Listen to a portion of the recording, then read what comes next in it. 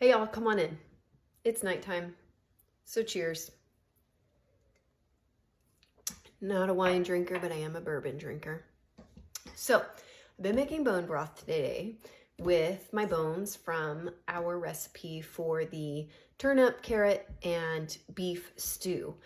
I had already started doing the process of like straining it out, and then I realized I should make a video because so many people have asked me over the years how to make bone broth, and it's literally one of the easiest things you could do. We don't eat a lot of meat ourselves, so when we do have meat in the house or when we have bones, I do like to make broth with it so that I don't have the yucky stuff from the store that has additives and preservatives and all of that. These are local bones and meat, so I just really value that marrow that comes from it, and so here's how you do it.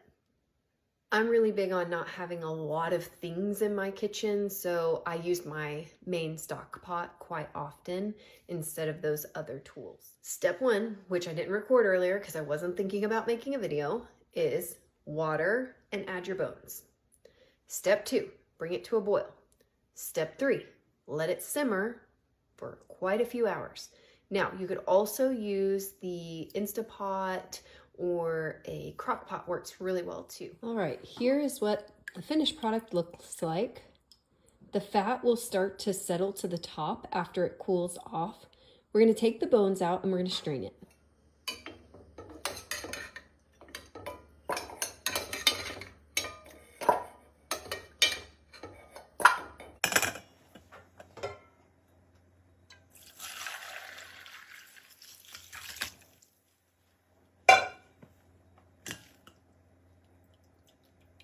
Isn't it beautiful? It is so amazing to make your own food and the joy that comes from that.